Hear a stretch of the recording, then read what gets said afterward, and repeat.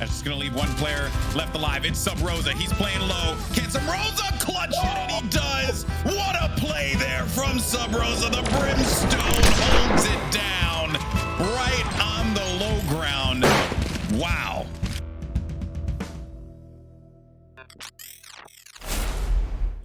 Ladies and gentlemen, welcome to the Pulse Series Championship Sunday, presented by AGX Pay, Fair Play, and AK Racing. After 18 teams that battled it off in group play on Thursday, 12 teams advanced to the playoffs. And after the 12 teams, only 3 now remain today to see who is going to be crowned the Pulse Series champion. I'm Vancilli, your host for today, and with me are the analysts Lex and Belly. And Lex, to start things off with you, what are you expecting out of these final 3 teams? Well, good morning and greetings, Vans and Valley. Vans and Valley. Vans and Vans. Beautiful, My turn. Beautiful reindeer names. That didn't even occur to me until just now. It's grand finals day. We made it to Sunday. We've got BeastCoast, Morning Light, and Luminosity Gaming. Last 3 teams remaining out of those 18 teams you mentioned. Honestly, start to finish this match, this tournament has been filled with matches that were just. I think we're looking at a meta shift for a lot of these teams, and a lot of teams are probably experimenting with some things that maybe they haven't tried yet. with some mixed results. And I think the big surprise out of this tournament for everybody is the success of both Luminosity Gaming and Mamba Mode Gaming, with recent roster shuffles on Luminosity and Mamba Mode doing some incredible work with the meta and some interesting agent comps. And BeastCoast having some heroics throughout their own run. And all three of these teams have really earned their spot here on Sunday, and can't wait for it, man.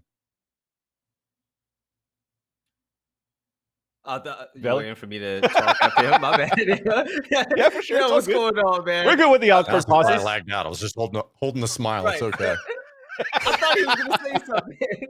Lex, All good. I love being here with you again, man, to nerd out and talk some video games. Vancilia, is fun to be here with you as well. But I'm excited. sure. It's Championship Sunday. We've survived. I'm not going to lie. This has been a long event. But the beauty of it is that we've seen some really good up-and-comers, whether it's from individual play or teams as a whole, that could really make it there in the top 8 set of teams to represent NA and Valorant. So left today, Mamba Mo Gaming, they have looked extremely dominant the last time we saw them play. Gave a beat down like none other that we've seen this event.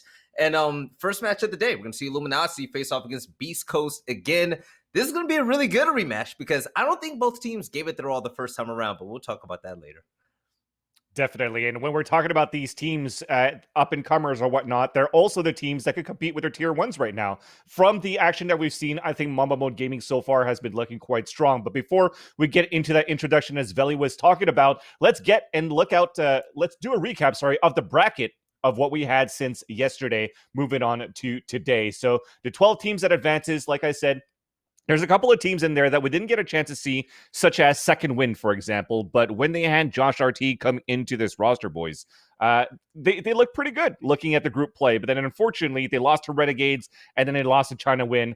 That's probably going to be the team for me that, after losing Boostio and bringing Josh RT, what's that question mark for that team? Are they going to try to continue with the same 5, or are they just going to try to go through a tryout so that Second Wind could try to find an organization? Veli, your thoughts here? It's a new team. Give it time. Give it a month. Give it a few weeks. If it doesn't work, then blow up the team. I mean, right now, it's not like the Valorant Esports circuit is going to start next week. So rushing into anything is going to be pretty stupid. See how the team works, man. Learn from your losses. See how far you can go. You never know. Yeah, Lex, what are your surprises going into the teams so far in the brackets of what we've witnessed in the past few days? I think the big surprise for me, not necessarily a surprise, but if we were to start all the way at the beginning of this tournament, a team that really kind of was an eye opener for us and was certainly on our radar was Luminosity, with the addition of Venerated and KZ, and we've talked about them a whole lot this week, and for good reason. Obviously, they're now in the top 3 remaining teams in the bracket. But like they've shown really dominant performances against just about every team in this tournament. And then BeastCoast, conversely, we're about to see a rematch between these two teams where BeastCoast had an incredible comeback. Map, I will say map 3 insanity, just one of those series against Luminosity. I think it was just the day before yesterday, right? Like, and BeastCoast has had a few different series go just like that, where they're effectively deleted map 1. It looks like it's going to be over quickly for them, and then somehow they claw tooth and fingernail back into the end of map 3 and conquer the series. So I think, if we're going to rank these teams in terms of what we've seen so far, I think it'd be Mamba Mode number 1, Luminosity number 2, BeastCoast number 3. But the beauty of it is that all 3 of these teams have already shown that they're capable of performing in high pressure situations. They're going to show us some interesting Valorant, and all 3 of these teams are ready to play. Yeah, even for me, when you're looking at sorry, go ahead, Veli. Go ahead. I'll let you go. I just want to put some respect on Morning Light's name, because I think that they could exactly. Be in that That's what I was going to well. say. We're on the same channel, bro. Yeah, we got ESPN, man. We were connected. No, that's it. Morning Light definitely did a good one too. I got to say, for example, for BeastCoast, though, their run yesterday and before yesterday, we talked about them being able to do reverse sweeps, right? They did that versus Morning Light. They did that versus Luminosity. And then when they got deleted on that first map versus Mamba Mode in the upper finals, we didn't touch that. It was a 13-2, I think, on that first map. We're like, okay, it's okay. Back to what they're used to. They're going to come back in that second map, but then unfortunately they lost 13-1 on their map pick on Split. We'll touch that in just a bit, but with the top threes that are advancing now to the championship Sundays, they actually made it into the prize pool. So let's look at that. At least third place guaranteed at this point. It is going to be $1,000. Second place is going to be $3K and $6,000 for first place. So this matchup right now that we're about to witness here for Beast Coast versus Luminosity Gaming, it's going to be for the team that not only makes it into the grand finals, but secures that $3,000 for that second place. So just to touch base on that Morning Light again, as we're able to see that a bit, Veli, is that Morning Light for me, they definitely did quite well throughout this tournament. They fell short in that qualifier, right? The Pulse Series qualifier number 2, they lost against Laterbot.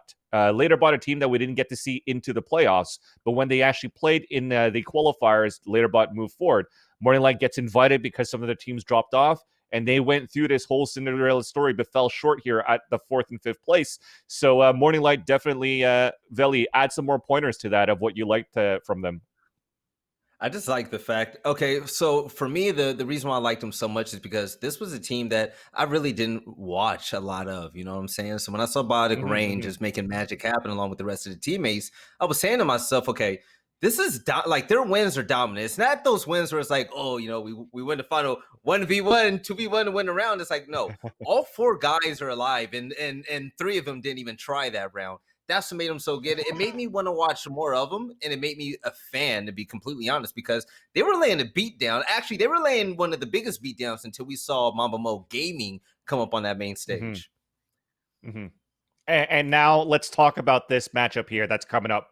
It's going to be Luminosity Gaming versus Beast Coast. And I'm actually comfortable to say that the maps, at least for this best out of 3, it's going to be Bind picked by Luminosity Gaming because that's all they did. And then Split is going to be picked by Beast Coast because that was probably their surprise pick, where they're going to be able to maybe upset a lot of the teams moving into this matchup. But what kind of Beast Coast is going to show up on Split? As I looked at the vetoes right after, and it seems as though Split will be this first map. So, Lex, your thought here. Which kind of Beast Coast do you think will show up today? Is it going to be the one that got spanked 13-1 versus Mamba Mode? How do you adapt after that loss yesterday? This is a rough question, but I think it's one that I can answer. Beast Coast to me seemed like yesterday, at least, had like I'll say the support staff. You know, Jammies and B-Dog, I talk about those guys a lot because they've just been tearing up this tournament. You know, playing the Omen and the Duelist for Beast Coast. I just think the supporting cast needs to be there. Okay, Elevate, Vegas, like even Tig at times. These guys have been underperforming in matches where it seems like they have their moments. They definitely look like they're playing confidently. It doesn't look like it's a skill thing.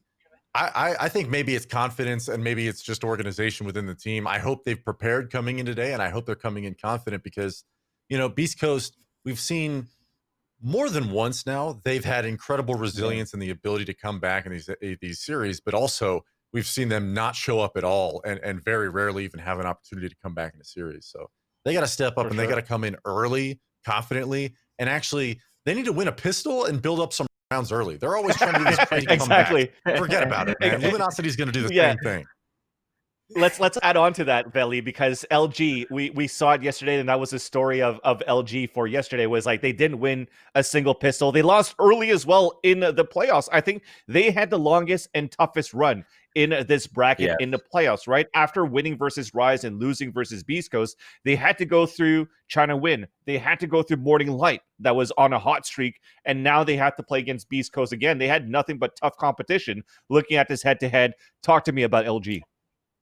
Now, the reason why Thief is up here for this head-to-head, and it goes along with your question quite perfectly, right? I feel like the biggest problem with LG is that when they lose these pistol rounds, they start to lose a lot of rounds after that because of the economy. A lot of their success comes from KZ's op, right? So if Thief and the others aren't able to catch heat and stop the opposing team's best fraggers, best duelists, and just stop them in their tracks immediately to get that 4,500 in KZ's pocket, I could see LG losing it. So I'm really counting on Thief. We might see a little Reyna on Reyna action because it's going to be Jammies he's going to be facing off against. And Thief is going to have to bring his A game, man. Because if he doesn't, things can get ugly extremely fast. Because Thief, even though he has his great moments, I see times where Jammies is just unstoppable. So we'll see what happens. Yeah, no, let's look at the map picks at the same time too. As I said it before, it's probably going to be split and bind, the maps being picked here by Beast Coast and by Luminosity Gaming, respectively. A third map, if it's going to be needed, is going to be on Ascent, and that has been chosen by Beast Coast as well. And I think this was a team before we came into this matchup where we talked about these 100% wins, or maybe it was Morning Light at this point. But focusing here on Beast Coast versus LG, we haven't seen LG play right now on Split into this event, so maybe that could finally be an advantage going into this one as well. Here, Lex, Well, starting the with you. last time that these two teams did meet, they did play Split, and it was. Oh, they did play I Split. remember Yes, it was sorry. it was that game Yeah, yeah. where Second map. they took, I think it was like a 10-2. Yeah, it was like the comeback series. It was a 10-2 attack Mm, side, that I was think, it. for Beast Coast. And there was like no answers coming out of the side of Luminosity. I think they're going to be a hell of a lot more prepared today. And I think it's one of those, I would consider it a risk map for LG, but it's a must win for Beast Coast because they've been, I mean, I'll refrain from using some colorful language, but they didn't look too good on Bind the last several times that I've seen Beast Coast play that map. So I'm almost counting Luminosity up 1-0 in this series, just in my own mind. And I think you mentioned Wow. something about KZ when you guys were doing the head-to-head that I just wanted to kind of brought that up in my mind, was like, KZ, I think was bottled up pretty well yesterday. Okay, like he was contained. He didn't have the greatest day, but the team still succeeded. They were playing extremely well together. It didn't matter almost that he wasn't stepping up. Thief was there.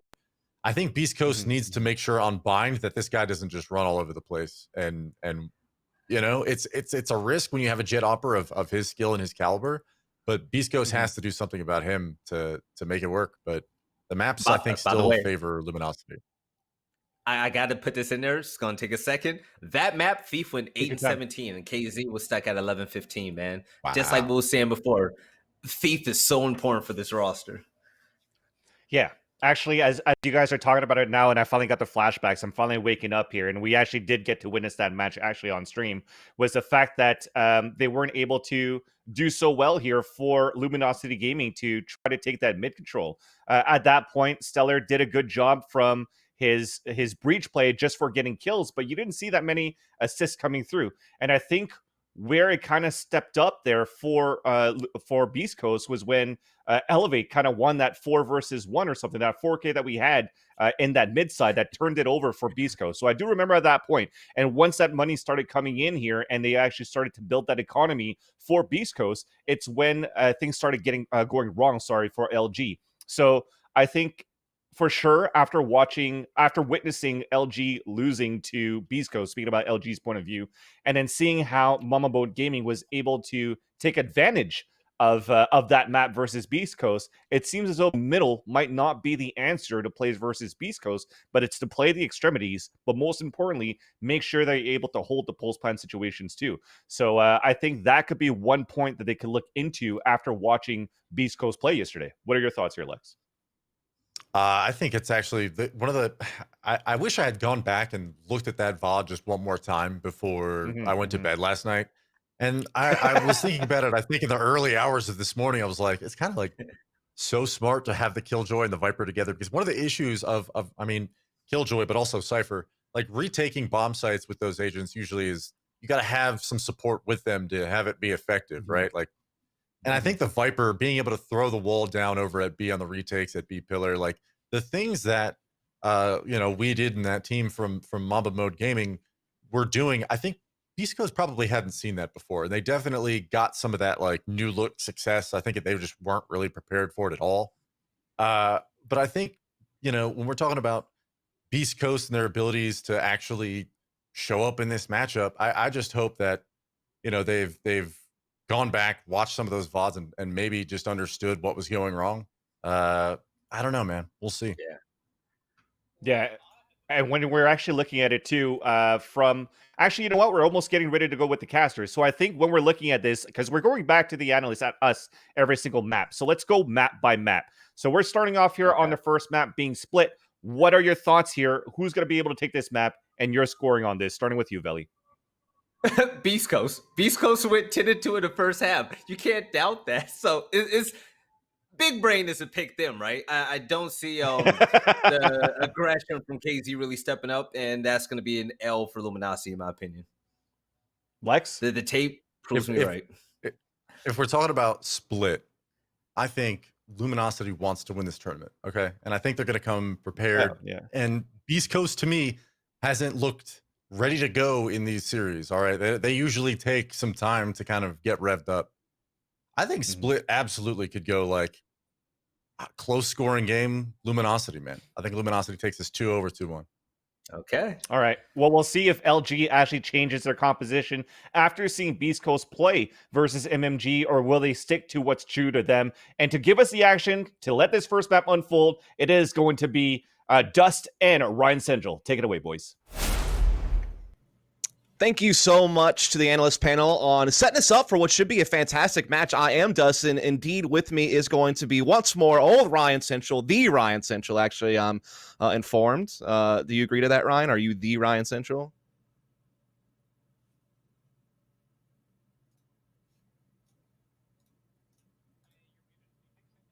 I realized that I am muted, and it was all just talk about how humble and amazing I am. Which I think I feel censored by Pulse, actually, at this point. It was them that muted me because I was just going to say how humble I am. But it's not about me. It's about these two teams going into the finals with any luck. They've played off before. The analysts have spoken about this to death. And really, it's a tale of two teams that are very good on very different maps. This is going to be really tough for Luminosity on Split. There's no doubt about it. BeastCoast love to play this map. They've done pretty well. And I think of the team that have played Split the most, certainly by their choice. So this is going to be a real rough start for them for this series. Yeah, I was actually in full panic mode because I thought I didn't unmute something. So I'm like, oh no, this is terrible. But yeah, we are getting into Split, a map that, while BeastCoast did get smashed by Mamba Mode Gaming in the upper bracket finals on the map, they only got 3 total rounds actually in that whole entire series against Mamba Mode Gaming. So I'm just going to say that's an off series. I'm not going to say it's an off game of Split for them because they've won Split the other 3 times they played it, including a huge victory against Luminosity in the upper bracket semifinals. And actually, Ryan, the only time that Luminosity has played Split this entire tournament was that huge loss to BeastCoast in the upper bracket semi. So really, if you're looking at the history and you're looking at just the short term of this tournament itself, you really do have to favor BeastCoast, at least on this map, I think. Yeah, they've only played it that once, and it was a 13-5 loss to them. I had to double check because both these teams have such dominant wins on the maps that they're choosing. We will be going to Bind for map 2, and in that game, BeastCoast actually ended up losing it. It was like 13-4, and then we had a really close game on the set to finish out the best of 3. So this should be close. Maybe not when it comes to the actual individual maps, but certainly across the series. If we get to Ascent, Haven's not been played, which is going to be really unfortunate for Luminosity because it's one of their better maps, one of BeastCoast's worse. Right. But we have to go to Split, and Luminosity absolutely have to have a good defending half on this map. Yeah, this is one of the maps where Elevate's going to drop the Sova and actually pick up Breach. So Tig, who was formerly a Phoenix and Sage player, will actually be picking up the Sova. We see Elevate and Tig kind of alternating between who will play Sova and who will play Breach. It does seem pretty map dependent on that, and that's how BeastCoast will open going on to this initial round here. So they're just looking to get some very fast A ramps control. They have a cage down.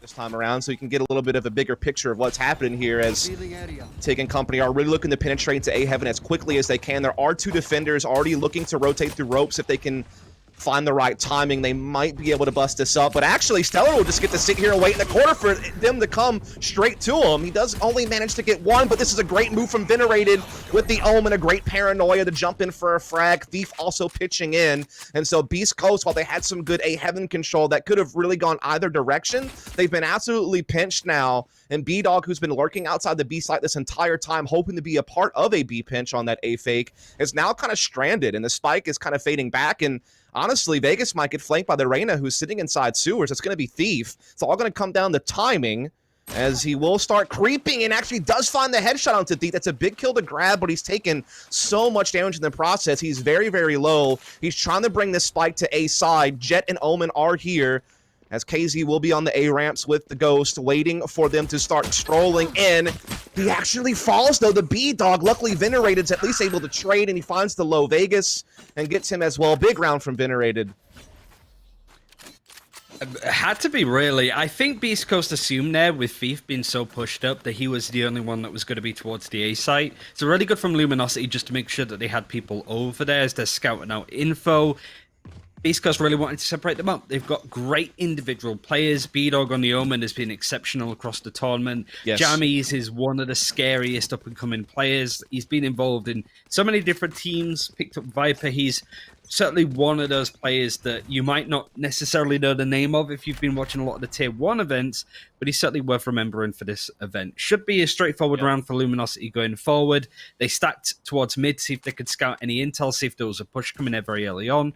But I think they'll be prepped for this A execute at this point. Also worth noting, Luminosity is not running a Sova.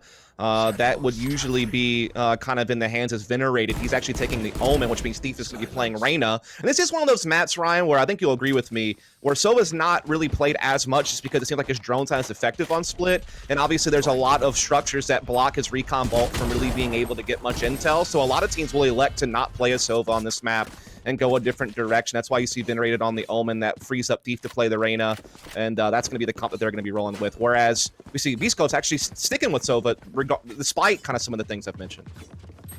Yeah, and it's something that they've done before. Tig actually had a really good game in this series against these two teams, but you are right. Silver on this map, not as strong. A lot of teams elect to sort of move stuff around, and that's the case here for Luminosity. Venerate has been playing Silver all this tournament. He's forced over to Omen. I think the only real difference is that Thief was actually, instead of playing Reyna, was on Raze last time.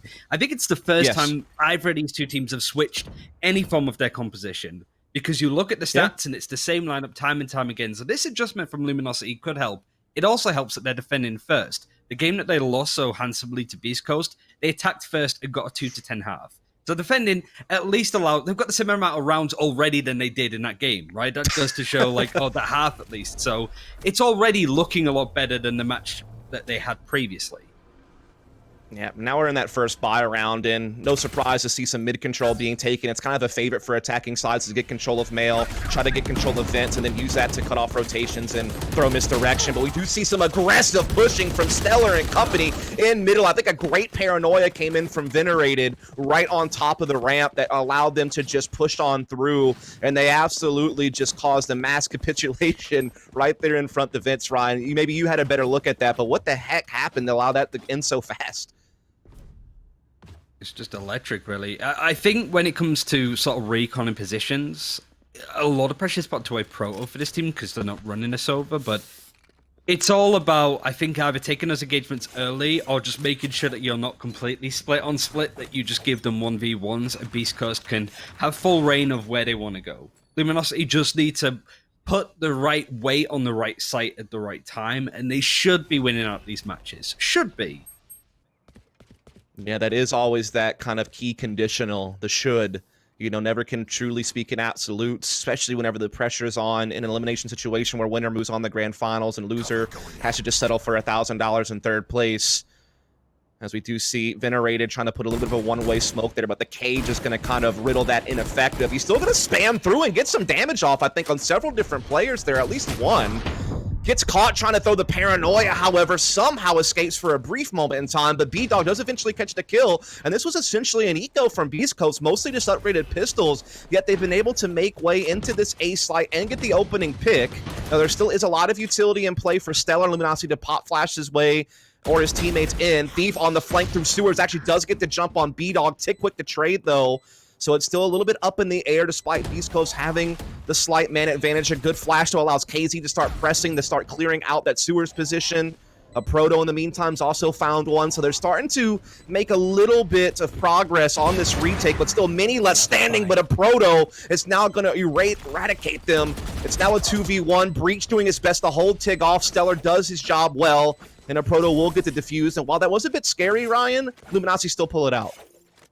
Yeah, Tig did a really good job at pulling a lot of the attention away to where Stellar was stood right then, just at the entrance going on to the A site around that corner. I think the issue is the other two attackers that were on site holding up the retake thought that CT and defender spawn was quite clear when it came to screens. It wasn't. That's exactly where Luminosity wrapped around. They just had enough bodies to sort of control the areas of the map, and This is kind of what I mean. Luminosity's positioning is much better today as it was against BeastCoast. Granted, we only got to see 6 rounds of their defense last time, so they need to start getting as much buffer in as possible before BeastCoast have a chance to defend, because it was pretty much impenetrable.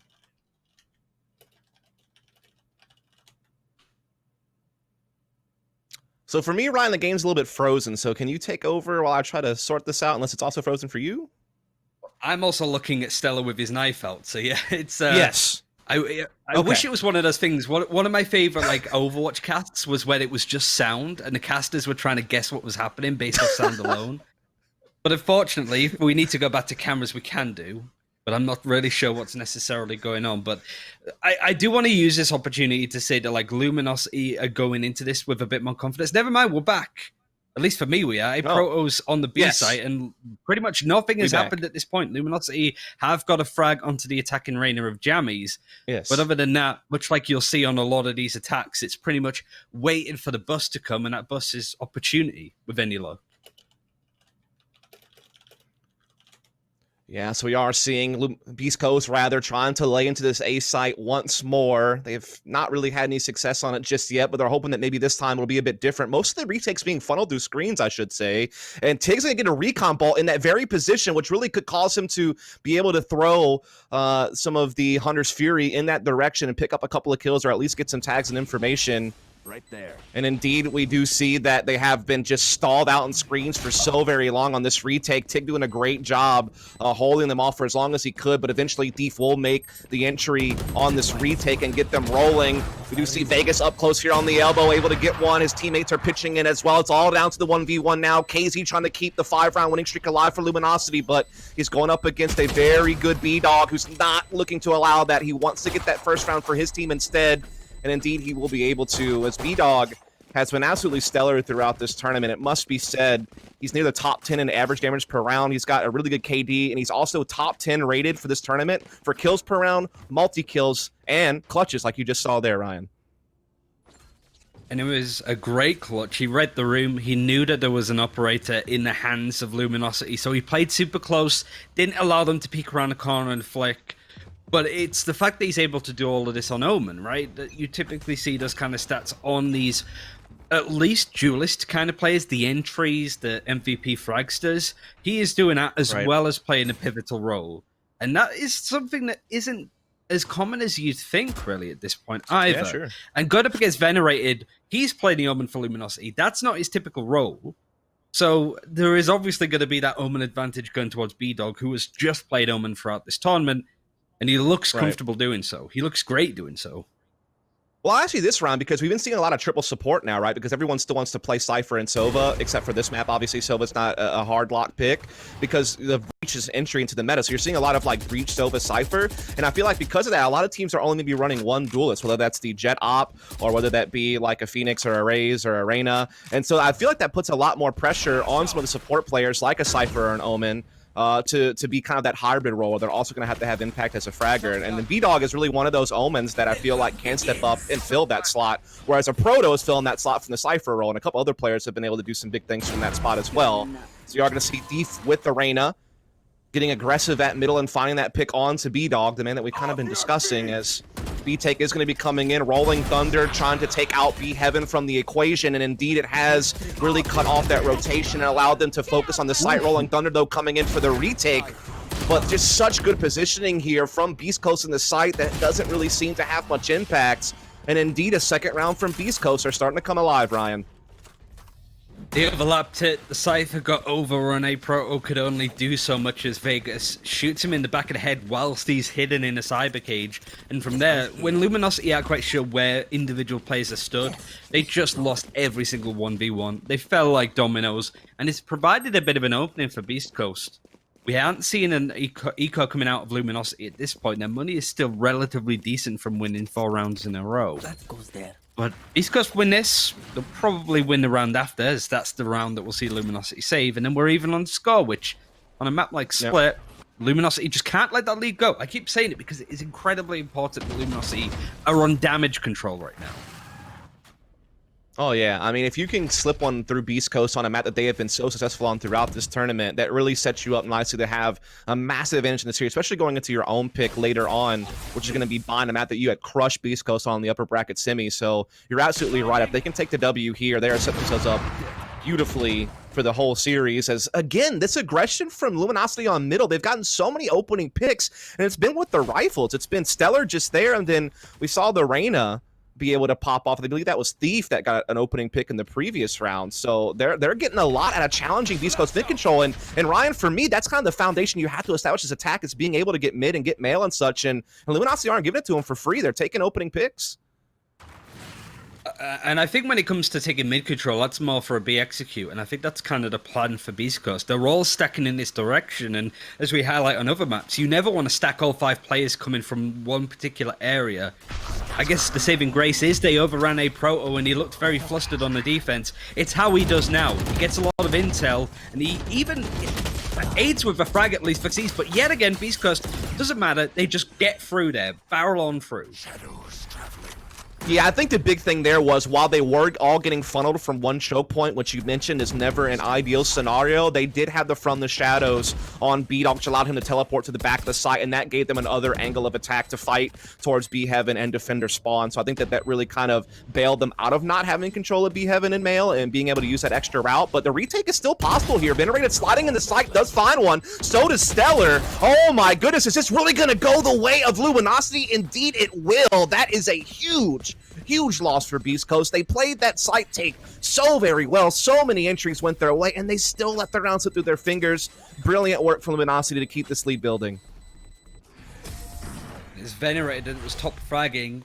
Like I mentioned before, he's moving over from the Silver to the Omen. Had decent stats on Split in the last game. He top fragged for his team, but it was only 13 frags, and they did lose pretty handsomely 13-5. So that's still quite a lot of frags, considering you only won 5 rounds, really. So he has been a star player. I highlighted him loads yesterday. He's been such a great addition. Casey's was also relatively new to the team, right? But I don't think he's had as much individual impact from a Jet operator player as you were hoping. It's still been decent. It's been not great, but not bad at the same time. He hurt me, clearly, because he gets a nice intro kill onto Tig. But it goes to show the power in this Luminosity roster, that they don't need to rely on a Jet player popping off like crazy. Everybody can do it, even when they're not on their proper roles, in inverted commas. Oh, you're dead on, man. Because I mean, how often we talked about how well KZ's played that Jet op. I mean, he's number 3 in the tournament for First Bloods, actually, Ryan. So he has had a lot of impact opening rounds for Luminosity. But as you said, Luminosity do not have to rely on him. Luckily, though, they can on this round. He's definitely doing a lot of big things right now at the operator inside this A Heaven position. He's gotten spiked down, actually, right there in front of him. He's not able to keep vision on it, however. So there is still some hope for BeastCoast to reclaim that spike and maybe make something happen, but they are a man down. They don't have any intel. They're being cut off by Thief, who still has control of middle. This is going to be very hard for them to make a transition. Indeed, Thief is right here. He hears it. He pops the Empress. He's ready to go. He does get flashed, but he's able to get the kill, gets the dismiss, able to bail out another dismiss to get the information on Jammies, and then takes the re-peek. A beautiful play from Thief, the solo kind of B defender in that situation. Pulls off a great combo of the Empress and the dismiss for the big hat trick. Luminosity looking so much better. It was the one thing that I did want to mention is just the tone of these games from the last time that they played. Luminosity just were looking more convincing and confident going through the losers bracket with every win that they got. BeastCoast was styling on people up until they lost pretty badly against Mamba Mode in the winners bracket. This could be a knock to them. I think if they lose Split, they lose this series, because Luminosity are on a tear right now. There's not been many maps that they've lost since these two last played, and those maps even went close, or like overtime games. They've not lost dominantly. BeastCoast just did. I think that's going to have a big effect on them, even though it's a fresh new day. All of this happened yesterday, and that could make a difference for some teams. Yeah, it could, as this is basically an eco round for BeastCoast, and Ferrana's just trying to creep through a smoke into A side on pretty much upgraded pistols only. And yeah, this is just kind of running them through the blender at this point. Big crossfire from A Heaven inside the site. Should be dealing with this one rather rapidly. Vegas able to get one with the Sheriff, but yeah, Thief will come in from behind, and that's going to do the round. And that is worth noting that the next map is Bind, which you're already kind of alluding to, Ryan, and that is a map that we did see Luminosity absolutely smash Built by Gamers in the group stages. They also obviously smashed this team, BeastCoast, the upper bracket semis on the map. They also had a huge win yesterday against China Win on Bind, and they had a close win on Bind against Morning Light. Their only real blemish on Bind was the loss to Rise. So they have definitely been very consistent on that map, and with that coming up next, that could be really bad news for BeastCoast. Really bad news. The form recently has not been good, as you highlighted. Did want to highlight a nice little tripwire that was put on from a Proto. He's on the B site, but it's on pretty much towards A, exactly where the breach is, if you look at the minimap. So he's trying to control more of the map. He has been run over a little bit on B. That might be one of the reasons, because there's less utility from him to protect the site when it is hit. But the rest of his team are going to rotate around. He's been anchoring this site. Omen's been over on A. Venerated's made sure that nothing too much happens there. And then the Reyna, Jet, and the Breach in the mid for the defensive Luminosity. Fluid. Very difficult for BeastCoast to work out where their operator is. And then the other two agents, they have flashes and can set themselves up. Jammies, though, getting a kill onto KZ's. It's opened up things a little bit, but it's how they take this space now, because right now Luminosity is still holding on to particular areas. They haven't backed out. They're giving a lot of respect to BeastCoast, but still being in the face as much as they can. They still have mid-control. Stellar doing a great job layering the utility, the flashes, and the fault line now coming with Rolling Thunder, but unfortunately he couldn't make the forward progress he needed to capitalize. Elevate cuts him off, but luckily his team is doing great. It's Thief again on the Reyna. He has been so good at this tournament. Another multi-frag there from him from B Heaven is going to be able to allow Luminosity to have the main advantage as we get into the late round. I thought BeastCoast was doing well clearing out Cypher's utility in the B site early on, and they got the pick on KZ as well, but not able to do anything with it, unfortunately. Thief just too strong, and now as they try to transition sides, we know that Luminosity is aware of it, and that is a great paranoia from Venerated. It hits just at the right time. 8-2 lead. But again, shout out to Thief, who was #1 in multi-kills this tournament, #2 in first bloods, and he has already had a couple of big plays this match, Ryan. Yeah, he's just chipping away at BeastCoast. Like, Venerated clutched up there. He's been great in this site, like I mentioned before, but you're right. Like, everybody, like Thief, KC, Stella, they've just been chipping away at the right times, and they've got these assists coming in as well. All of these teams, all of these players on this team, sorry, have been able to set each other up so well. There's no like individual, I'm going to do everything on my own. Thief has that utility with Reyna, but at least if he can't get a frag, he sets up his team. So I imagine his assists when it comes to stats is going to be up there alongside the rest of his team. How many times have we seen that utility exchange? The one-way attempt from Venerated to Cage being plopped on top of it, so A-Ramps is still taken by BeastCoast in the end. Jammy's actually able to get inside the site already, pick up a rifle, and be able to pop the Empress. So this kind of low-buy round all of a sudden from BeastCoast is looking a little bit more dangerous. KZ has at least swung one right back Luminosity's direction, so it keeps it on even terms as far as man count goes. Proto is pretty quick to change that situation, though, taking D-Dog off the board. Tig getting lit up as well on the A-ramp, so this retake is looking pretty potent, but Jammies against the Empress going, has that Fallen Phantom, has 3 kills under his belt already, looking for more, but won't find it. A Proto has had enough. But now it's going to be up to Tig to try to clutch this thing out. Gets the 1 kill into a Proto. The defuse is being stuck on the spike. He tries to just shock dart him off, but it's not going to do enough damage. The defuse will still come through. While Tig gets the frag, he doesn't get the round. And this is just domination from Luminosity. Such a completely different picture from the last time these two teams met on this map. Not anybody from BeastCoast is on double digits at halftime. Wow. Luminosity, You're right. Almost doing to them what BeastCoast did to them. BeastCoast did to them in the previous game. 10-2 was the defending half-side finish for BeastCoast in the last series. Luminosity could be 10-2 up here. I also found interesting the KZs is on the operator, has been for the most part. Did then swap over to a Phantom. So now they have to guess where this player is, but also guess what weaponry he's going to have. Tig trying to make use out of the Rolling Thunder, but gets hit by a pretty immaculate fault line. I'm not sure if that was from Stella or his own teammates as they're trying to push through as much as possible. This lurk from Stella could catch somebody off, but that is a nice flashpoint. Able to break in. B-Dog gets in with, I think, the teleporters. He gets in behind him. is now going to use to run it back to get to the site. Both Omens do it. Both Omens teleport and Venerate. That was such a good read. It was a sick read. Unfortunately, he's only able to get one frag, though, so it's looking still very strong here in the last round of the half for BeastCoast to get another round through before re-transition sides. Proto trying to see if he can't reel it back in. Gets a nice little timing there out of the A Heaven on balcony. Jammy's op shot will be true onto Thief, however, leaving a Proto all by his lonesome, stuck in the corner. Jammy's peeks out for that as well. And so BeastCoast, right at the end of a 5-round losing streak, will be able to get one more in. So a hot start from Luminosity with the 4-0 run. Then they got another 5 streak towards the end, and they are sitting very pretty right now, Ryan. I mean, it looks a lot better. Luminosity are still going to be happy with the scoreline, but this is where BeastCoast ran riot last time that these two played. Like, their defense was pretty tough. They only lost 2 rounds on it. The BeastCoast will be, you know, repeating that. They'll be making sure that, like, our defense is really good. Luminosity, they've changed up their agents a little bit. They dropped the Raze in for the Reyna, and Thief has really made it work. More so than Jammies, who's been playing Reyna for the most part this whole tournament. Has played Phoenix a little bit here or there, like on Ascent, for example, but mostly been a Reyna one-trick, which I don't know about you. I never expected to see that. With all of the meta changes, I didn't expect Reyna from, like, Tens and Scream, I guess, to be the mainstay. Yeah, it seems like a lot of people are starting to figure out how potent she can really be. Unfortunately, it didn't really work out too well for Luminosity in this round. She got eradicated rather quickly, but the BeastCoast Reyna is still in play. It's, of course, going to be good old Jammies, like you said, who's been playing it all tournament long, really. It seems like BeastCoast is going to get off to a good start on the attacking side here, or defending side, I should say.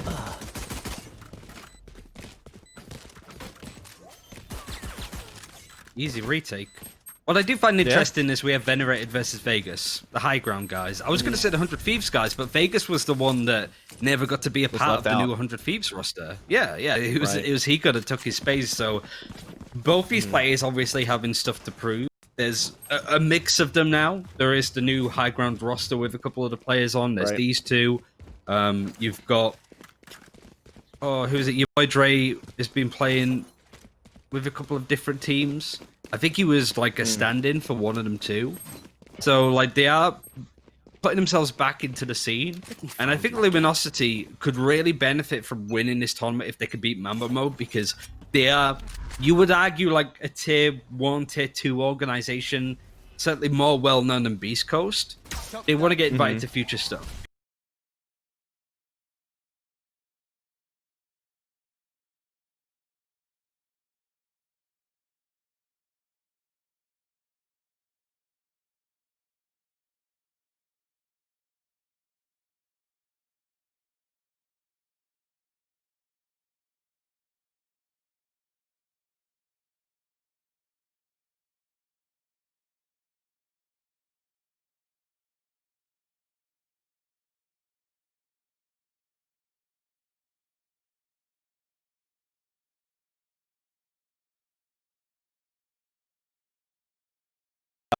And certainly it has throughout this tournament served them well more often than not.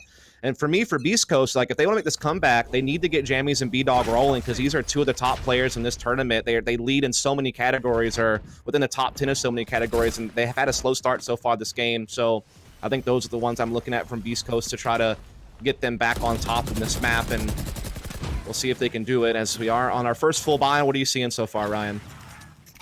We saw a weird triple stack towards mid on the B site. The Omen moving all the way from A to B, but now it seems to be pushing actual B main at this point. They're going to see it's clear. But this is awkward, really. BeastCoast not really sure either side where it's going to be. They haven't seen anybody at this point, really. Just a lot of utility being thrown out on mid. Tig, having a recon bolt, is going to probably spot a few with a pulse. Pretty much spots the whole team. Unfortunately, can't really push out. You can see just how dangerous it is. The smoke having to come through yet again into 2 places now for BeastCoast. We are eventually seeing Luminosity work their way in, but damage is done. Yeah, that was such a great amount of information from Tig's recon bolt to get understanding of Luminosity's positioning there. They trade even, though, so it's going to favor Luminosity just to slide us, though. Their Omen Venerated is a little bit low on HP. Definitely a vulnerable target sitting out there. He will go ahead and get the smoke off on screens to allow this spike to plant without as many angles to have to worry about. the entirety of the retake right now is still sitting in middle. They still have not really made any progress towards heaven or through sewers or anything like that. Now they're finally getting through ropes and starting to make their way towards this side. They still have a decent amount of time left to go, though, so they don't have to panic just yet, but they're being heard by Venerated. They know exactly where this is coming from at this point. All of them will come in the ramp side. They're just trying to clear out everything together as a unit to set up for trades. Can't blame them for that, but they need to start making that progress in the site. It needs to start happening right now. A smoke comes up at just the right time, though, to block their vision, but they still find a couple of kills. It's the 1v1 now. Stellar, great flash through the board. Will find B-Dog. That was a close call, but Luminosity are going to edge it out, get their first round of this half, and get up to double digits. Luminosity, you could see just how worried they were with BeastCoast potentially coming from any direction, but the unfortunate truth is that BeastCoast only came from A main. They didn't try and wrap around. They all just tried to stack in one direction, run over people one by one, and unfortunately, it worked out to Luminosity's favor. And it was just Stella making sure that he had a flash saved, which is a lot easier. Breach is 3 now instead of 2. And there was just no response there from B-Dog. He wasn't expecting it. He was out in the open, completely taken from that. Yeah.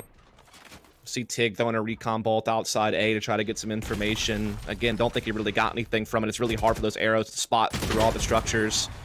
You see Jammy's trying to get aggressive with the operator inside B Heaven. It's going to miss, though. Venerated finding a big pick. He has been on point. He's actually done really well this tournament. Really high ADR, top 10 in multi-frags, number 1 in clutches. So he has actually really come alive on this new team, Ryan. I know that, you know, some people were, you know, talking about him after his departure from 100 Thieves, but he's definitely shown his value on this Luminosity squad as that 100 Thieves project is still rebuilding. And I mentioned it yesterday, but of course we might have some new viewers. A lot of players, I think Veli included on the podcast that he does, were saying that, like, out of all of the players from the 100 Thieves that got dropped, Venerated was the one that deserved the chance to stay because he looked good on form, And, like, he's fluid on all of these agents. Tig has been great on Silver too. But Stellar also is another player. Casey's also added to his tally of frags. Is able to get 2. As B-Dog is taken down on site with the operator, and really Vegas, another player originally from High Ground, as we went over so far away, is just going to save this operator and get out. I think when you compare the two teams' defense, Luminosity, when they were defending, had 3 people playing mid and only 1 on each of the sites. BeastCoast have the Silver and the Omen defending on A, and it's just that 1 less body. And I think that's where these rounds have been lost for BeastCoast. Losing 13-5 maybe at this point would be disastrous for them, because this is their map choice and also probably their best map. Yeah.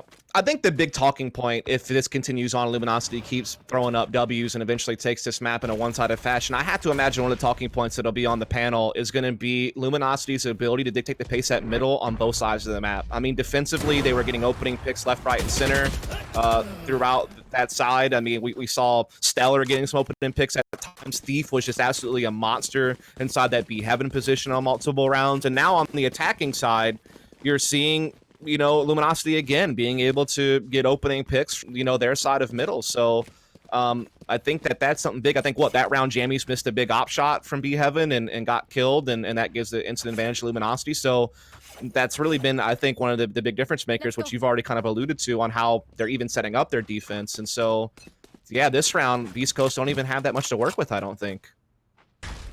There's a couple players on pistols, if I'm not mistaken, Ryan. Might be. This is what I mean when it comes to mid control. Look how easy it is and how confident Luminosity are able to push them through. Casey's has a nice angle aggressively. Paranoia doesn't quite catch people. The Hunter's Fury is going to be forced out of Tig. He does actually get a kill to KZ's. There's a little less pressure on mid. Nice support from him, but it does require an ultimate. Still, lots of damage done in on BeastCoast with this thrifty round. There's only 3 members of Luminosity left alive. Never mind, 2. The bookie finds more. Wow. This has been wild scenes, like on basically kind of a half buy with, you know, shotties and pistols. They were able to use Tig's Hunter's Fury to get a kill, get some intel, and I think the big difference is that they were proactive as a unit on middle. It wasn't just one guy by himself looking for an op pick or something like that and just strolling out. It was a combination of utility and more numbers to try to, like, play it together, and they did so effectively despite having limited firepower. So maybe that's something they can tap into, Ryan, for future rounds. What do you think? I guess the issue is a lot of it banked on the ultimate getting a frag onto KZ's, right? From there, you saw BeastCoast kind of relax a little because they did have, you know, you don't want to just run out with a Bucky where there's an operator. And the ultimates available for BeastCoast aren't going to be too providing, I suppose. Certainly not in comparison to Luminosity. There are 4 available to go. Rolling Thunder. A-Site makes a lot of sense. Casey's already made a lot of space. The Aldrone is going to have Silver tanked in it, so he's lucky that he wasn't out in the open to be picked off. But this is a lot of space and pressure that Casey's is put in there. Luminosity have the option to go somewhere else, though, if they want to. Ooh. Omen, though, from the shadows, gets deep into screens and finds a pick on the Jammies. KZ's ult as well. So despite having limited firepower, they've used 2 ults successfully for 2 kills. Unfortunately, it's been quickly evened back out by BeastCoast.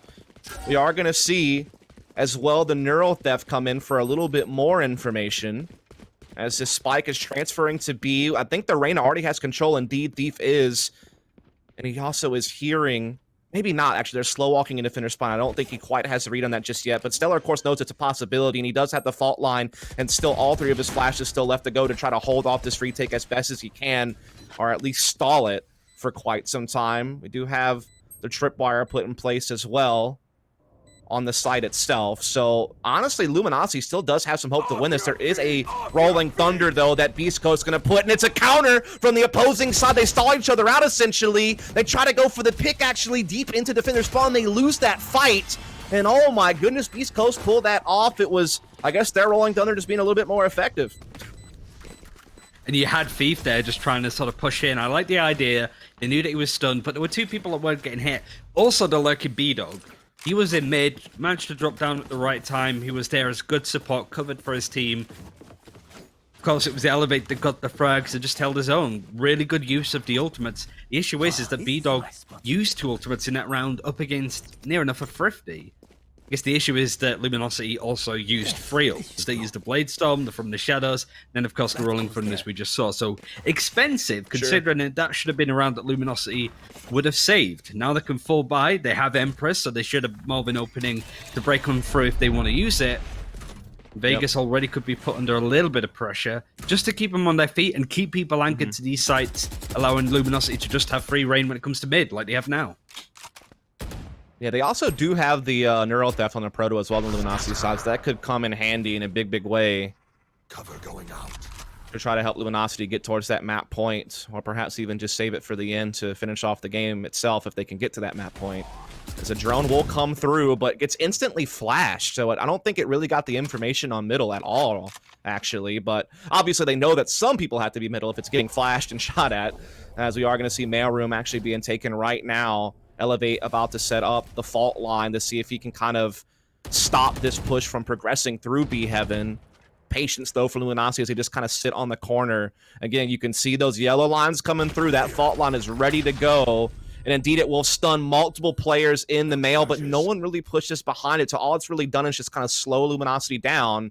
And no one's really been able to get more information or get maneuver. Now, they do have a cam deep in B lobby that they've just been able to use, and they don't spot anything, but it's getting really odd. The Empress has been popped from both sides, it sounds like, because we are going to see Thief and company start rolling into a very, very empty B bomb side. I think they had a false insecurity because the cam inside B lobby didn't really spot anything, and they didn't hear any noise running through B Heaven, so this is basically just a free bomb site right now for Luminosity. They will get the spike planted, no problem.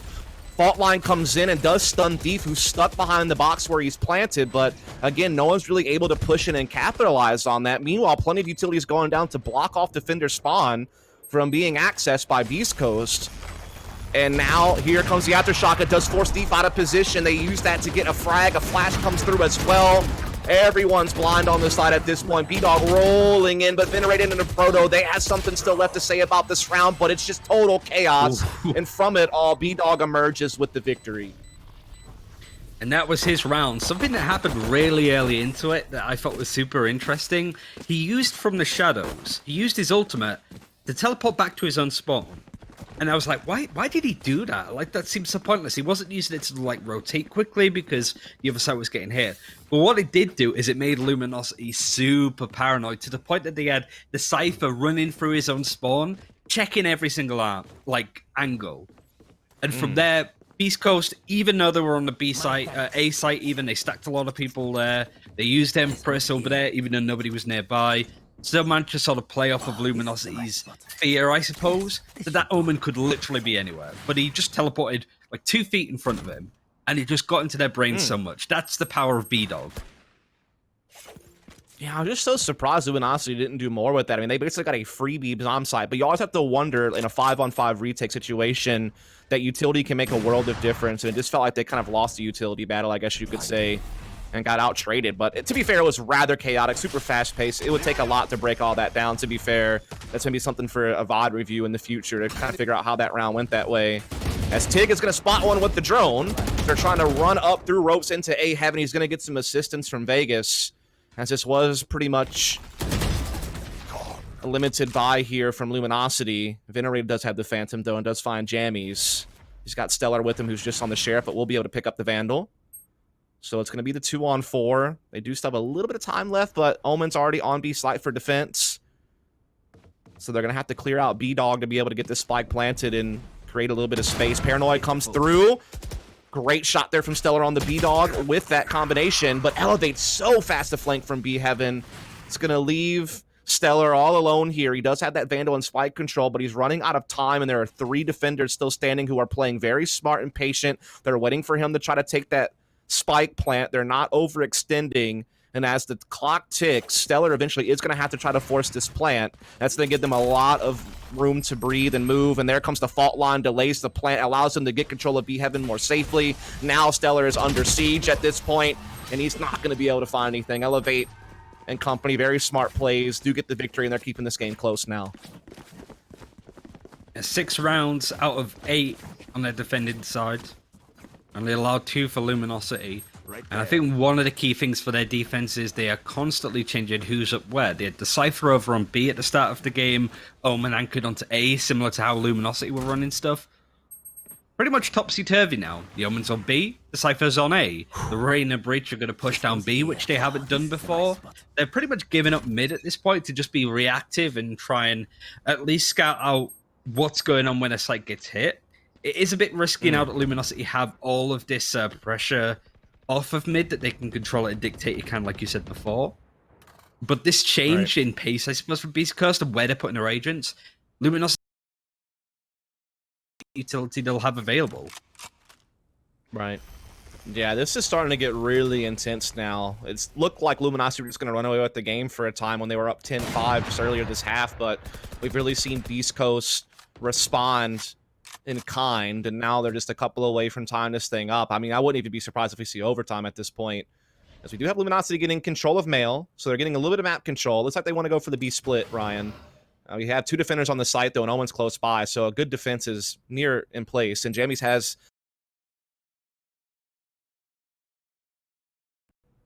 We haven't seen too much from him or the operator so far. But it's intel. True. If nobody crosses, he'll know. And Luminosity won't really be able to predict it because they haven't seen the operator too much in play. They have to use a flash.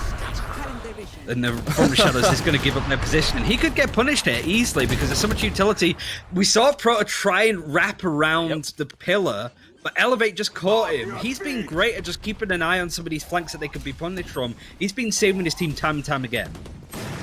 Yeah, that was such a great use of From the Shadows, basically bait out the op shot and allow them to make forward progress on the site. And look at the repercussions. They were able to swarm Jammy's operator, get a bunch opening picks. And I do wonder, maybe it's hard to know. I'd have to ask them themselves, but I really do think they used From the Shadows to bait off the op shot so they could actually push forward. And that allowed them to get the kill on the Jammies. I don't even think Jammies got a single frag with the operator there. Maybe one. That was it. So no. That was really cool. I mean, inadvertently, maybe, because you have a Proto pushing around and Elevate gets that frag. Like, that doesn't happen if Reyna isn't shown up to be there. So, but there's only so much you could do there, right? Like you said, like, all right, we know where the Reyna is. And she can't use the jet utility to get out. She has to get a kill to do that. Yep. So immediately, Jammies has nowhere to go. He's put himself there, and Luminosity used that opportunity to punish him. He's not had a great game on Split at all. Because he relies on the dismiss, right? He has to get the kill and dismiss. And he didn't get it. Exactly, yeah. And you can't have that get out of jail free card like you have with Jet if you're not at least getting a frag. It's the feast off famine approach to Reyna. That's a whole identity. it's at least good that BeastCoast were able to break down this round. They held B Heaven really well. This mail room has become a jail for Luminosity, but they're not giving up. They're actually dedicating Neural Theft to see where these defenders are. The issue is there's 2 on either side. They're still going to make their way onto B, but they are going to be met with some players. I think at this point, Elevate is just going to try and take his time here. He is flashed awesomely by Stellar. There's still a lot to do. Wow! A Proto doing great work between the Neural Theft and getting the pick there. It's going to leave it to a 1 versus 1. Stellar looking to try to steal this away and win this for Luminosity. The Hunter's Fury comes out, though. He's trying to dodge and weave it as best he can, and indeed he does get away. But with only 30 HP, meanwhile, the opposing Sova here on Tig has full health after Shock to delay the defender spawn push to try to get a plan off, but decides better of it. Shock Dart comes in. It's so good Stellar got away from there because that could have ended the round. If Stellar had been lingering around this default spot, he baits out again, trying to bait out more Shock Darts. The problem is, baiting is not going to work any longer because he's out of time. He's going to go for the Rolling Thunder on Defender spawn to try to ensure he can get the plant, and indeed it will allow it, but Tig has the timing on this peak, and Stellar can't get away. That was a nice try from Stellar, but it wasn't quite good enough. Tig with the tactical crouch on his way out the door of this round, puts him to 10, but Luminosity still right on the verge of stealing this map away. Yeah, Tig just outplayed him mentally there. I think Stellar was overthinking it. He did well to bait out one of the Shock Darts. Tig still had 1 left.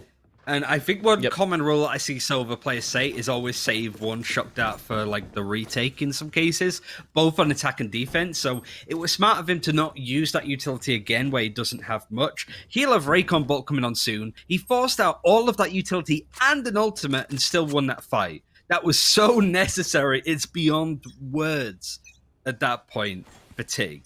But there's still more to do. Luminosity pulled that back in a way that they really shouldn't have. So, a shining light for BeastCoast. A bit of luck, too. Really well played from Tig. Yeah, I mean, that's the thing. A lot of BeastCoast's wins aren't comfortable ones. It feels like it comes down to, like, very scrappy final round moments where it's, like, 2v2 or something along those lines, and, like, one little false thing would have lost them the round. So I think that gives Luminosity a lot of confidence, despite being on an eco this round for the most part, as they already have the opening pick here. Thief pushing through spawn, does get caught by jammies and spots a couple of players there, so they know what they're up against now. Tig gonna go ahead and deploy the drones to start getting some information.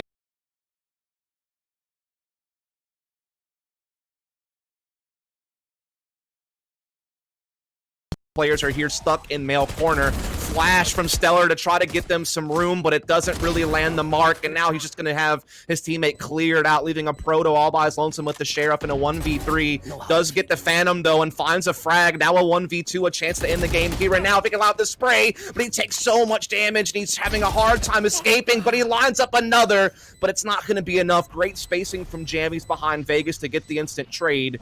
Diffuse comes through. 11th round for BeastCoast, and honestly, Ryan, overtime is looking likely. I don't know. That was a save from Luminosity. That's a lot of economy damage done to BeastCoast. The money is still going to be okay. They can still get an operator, but even that half armor on B-Dog might make a bit of a difference.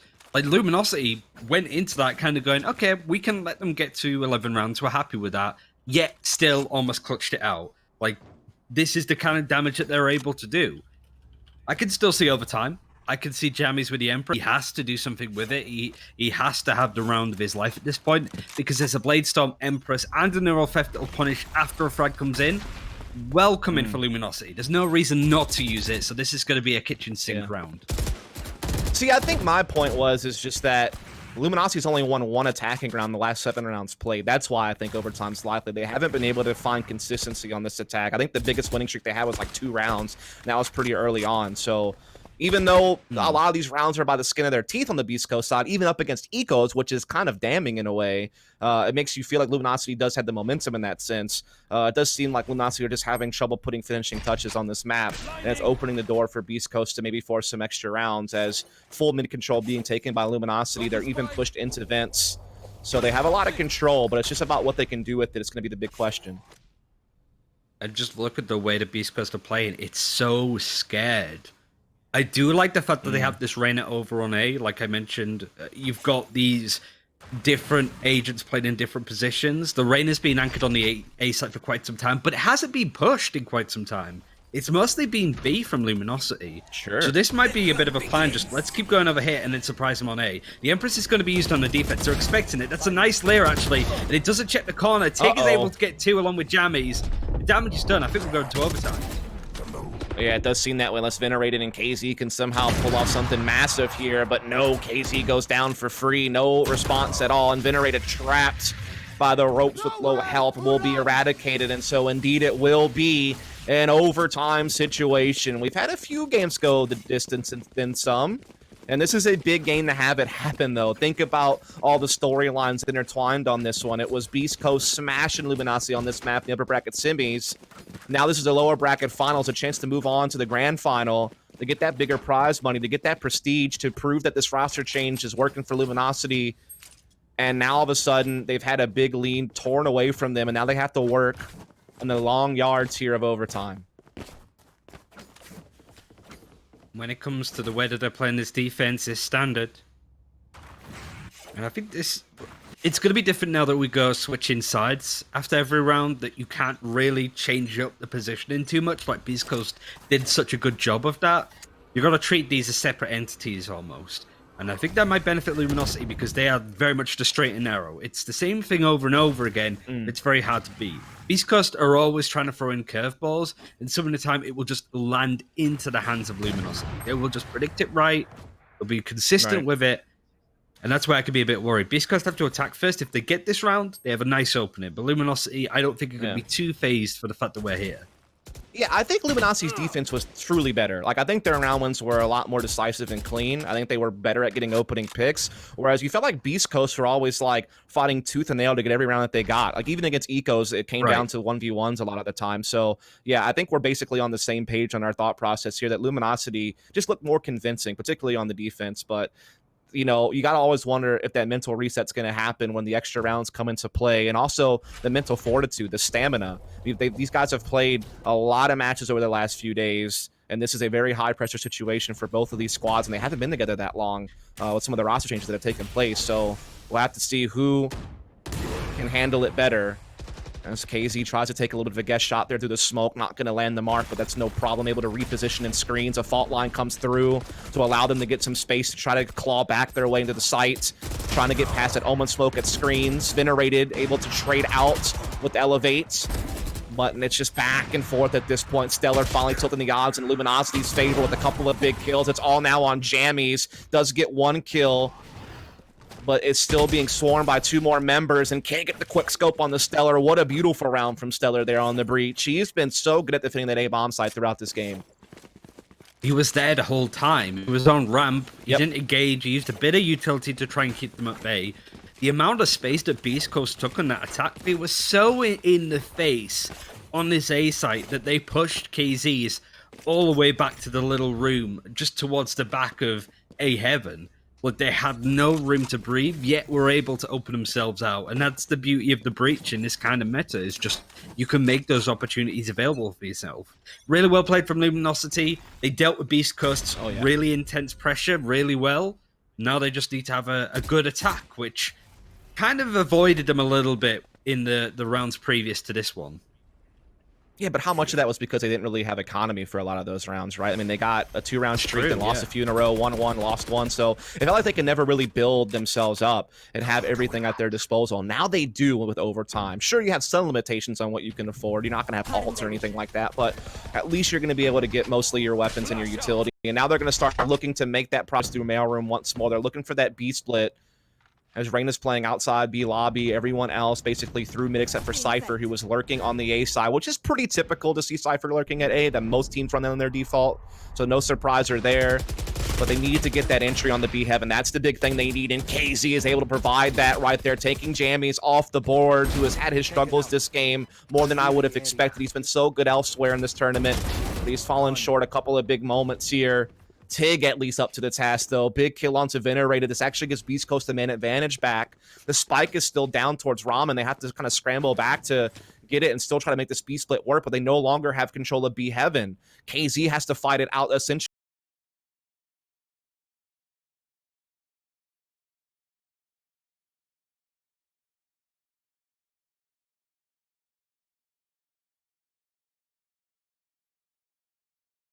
2. Time is ticking, but KZ finds the big frag, spike planted, B-Dog alone in a 1v3. He's got to win it to keep this match going, but the odds are all against him right now. If he pulls this off, it would be something truly incredible. He does have a couple of teleports, and he does have one smoke available, but he doesn't have the paranoia, which means that he's going to have to really just rely on head-up duels, and he's been spotted already by Beef, and that's going to be all she wrote. 14-12 victory for Luminosity. They have gotten their revenge on Split.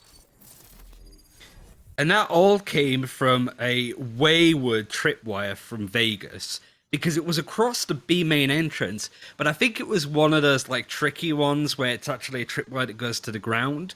But Thief was allowed to walk in. Nobody was looking at B main because they thought the tripwire it would either get destroyed or tripped, right? But it didn't. So Wow. nobody expected it. Thief was able to get in, got the kill onto Vegas, who was looking at Heaven because, you know, B main's going to be clear. The tripwire's there, protect it. That was a big misplay. I don't think I've seen that really before, because you see a lot of these like tricky Cypher tripwires to try and catch people off. I've never seen a Reyna kind of just go, oh, and just sort of step over it and make their way through and nobody reacts. Like in a round like that, that is not the time to try some nice tricky little Cypher tripwire, because that opened up the round for Luminosity, a round that they were losing at that point. Yeah, I think the other thing to add to that, like I didn't notice that, so that's a good catch by you, Ryan. But I think what made that even worse was the fact they didn't have any vision on B Heaven. So not only are you having to rely on your trapwire to defend B main for you, you're also having their Cypher was having to focus like in hell, looking up towards Heaven to make sure he wasn't getting pushed from that angle. And so that's when you have even more reliance on that wire to help you out. And because it wasn't really in the right position, he was like double screwed basically at that point. So I think that that combination certainly hurt. Yeah, what an impressive victory though for Luminosity. They dominated defensively throughout that game. They were able to get the attacking ground they needed there in extra rounds. I think if their economy had been better, they probably would have won it in regulation, considering what we were seeing there. It seemed like they were definitely the more dominant team throughout. And that's a big win for them, because again, they got smashed on Split in the upper bracket semis against this very team. And now they get to go on Bind, where they have been tearing it up this tournament on the map. I mean, they've had a couple of huge victories on Bind against BeastCoast, obviously, head-to-head. But they also had the big win over Built by Gamers and the huge win over China win as well. So they're going on the home turf, map in hand, and like Luminosity are looking dangerous. And we have a surprise for you folks out there, by the way. We're not going to break this time around, Ryan. We get to let our analyst panel have a bit more shine. They get to pick each map apart one by one. And so that means Vansily, Lex, and Veli are going to be standing by to let us know a little bit more detail about what happened there on Split. So I can't wait to hear what they have to say, Ryan.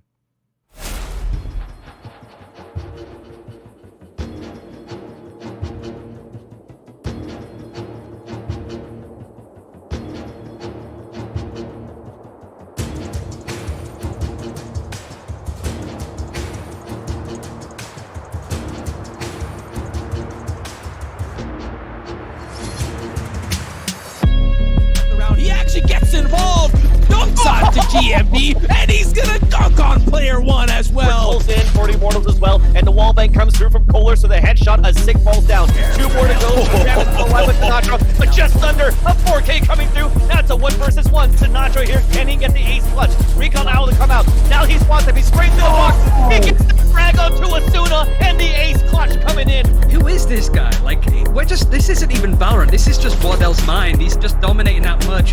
Throne opening up the kill for Wardell to get the ace kill. That's exactly Wardell's why like, he give it to me, died give there. it to me.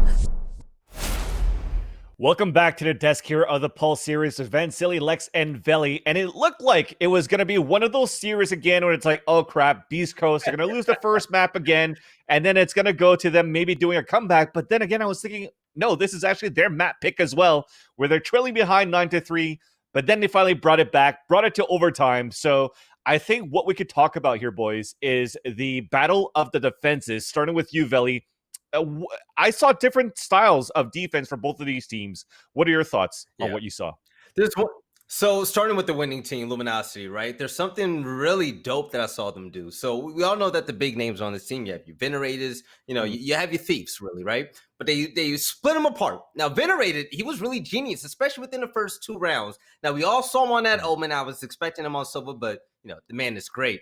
He would put up his one way to where he could see the feet for anybody that tries to cross by A, but because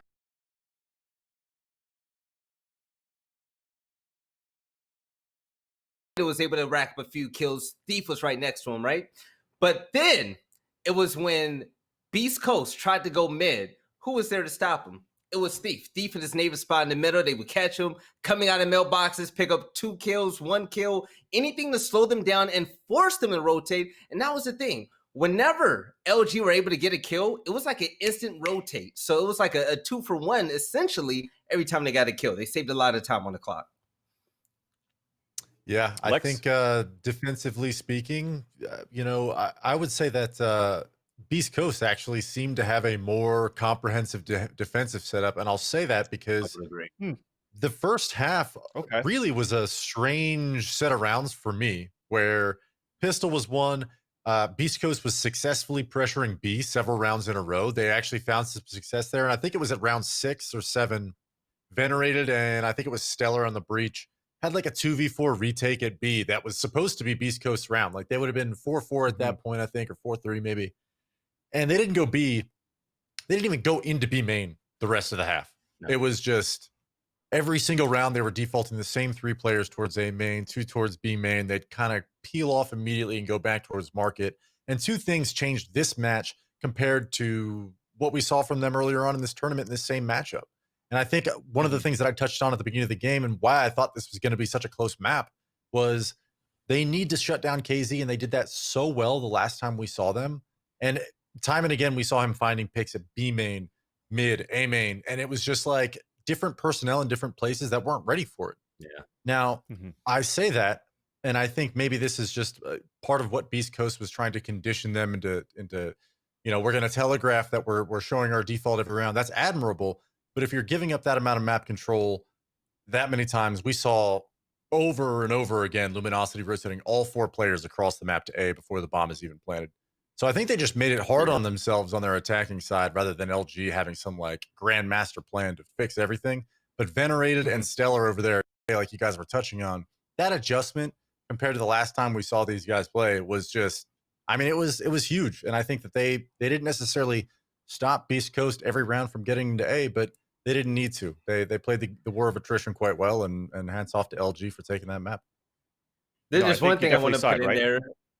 Yeah, I want to put in there as well. There's one more detail that I thought was pretty interesting. For BeastCoast, their defensive setup at A, they would have Roman doing something on the other side of the map, but he would come on a long rotate back to help out the Sova, right? Sova would be solo A. And with him, with all of that utility to see all the intel and information that could be provided to him, he was ready to back up if there was a push, and it allowed BC to stack bodies towards B and also the middle, which helped their cause. So I personally thought that was cool rather than always stacking 2 or maybe putting 3 over there. So good alternative. Yeah, I think on the side of BeastCoast, at least when they are on their defensive side, like Jammies is somebody who typically we see picking up the operator, and certainly since he's on Reyna most of the time, he's playing that almost jet opera role where he's going for different picks in different parts of the map with some success. We've found him. We saw him find some entries and also miss out and lose on some of those duels that really had an impact. And I think that was actually something that LG was doing extremely well. And I think back to maybe later on in the second half when they were trying to push it towards OT after BeastCoast was really starting to heat up. They had a B execute where Jammies was seemingly perfectly positioned in the back of the bomb site. And it was like TP into the back of the bomb. Breach flashes to follow, and he just had no chance to even get a shot off. And I think that, there was that round, and then the very last round of the game, it was like, okay, we've recognized their setups. They're going to run across, play somebody in back B site, and the breach is the entirety of their defense. He's the one that's supporting with flashes at B pillar. He's the one supporting B heaven with flashes from site. And it was like they would put an omen smoke in between him and the rest of his teammates, and they'd isolate people. They climbed into B heaven. KZ slowly just creeps up on the angle that Jammies is holding. He's supposed to be the linchpin in a sick crossfire from rafters, and instead just gets deleted one after another, just get isolated, pinned down one by one. And I think that just goes to speak to LG being really, I mean, they've played this team a couple times now. Yeah. But also they've done their homework, clearly, because they were ready for a lot of the things that maybe they didn't adapt to early on enough, but they did certainly later on in that game. I think Lex and Ryan broke down a big weakness, but go ahead, man, silly. You're gonna turn it. Thank you, man. I want to talk about a little about. I think what the weaknesses for me, actually, when you're bringing weaknesses for me, Veli, is the story of the defense setup for LG and for BeastCoast is that LG fights for middle at the beginning of the round and then falls back, while BeastCoast kind of played a little more passive no matter what. So when I look at LG setup, it's very similar to what Absolute Jupiter was doing. Is basically you have an Opper from the Jet that's going to play towards the B heaven. And then instead of having a Reyna, it's usually a Raze when Raze was still a little bit better to play, right? Before that nerf came out. So you have a lot in terms of being able to counter back with the help of a Breach that's playing towards the rope. So you have 5 flashes to work with to fight mid first if it was going to get aggressive. If it doesn't, what do? They actually fall back with 1 player on that double box inside the B site that plays a tight angle to look into mail. A very passive Opper now towards the back of the staircase of B heaven.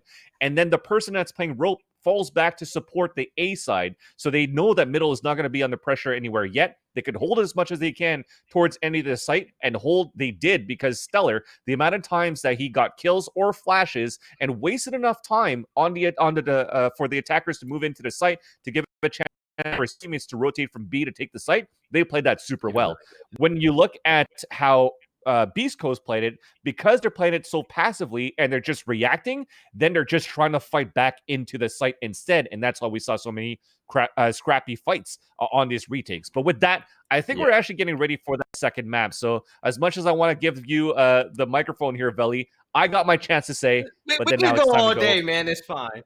Exactly. In 30 minutes, we could talk for 3 hours, right? For a single match. But with that, let's bring it on back to the casters to bring us the second map here on Bind.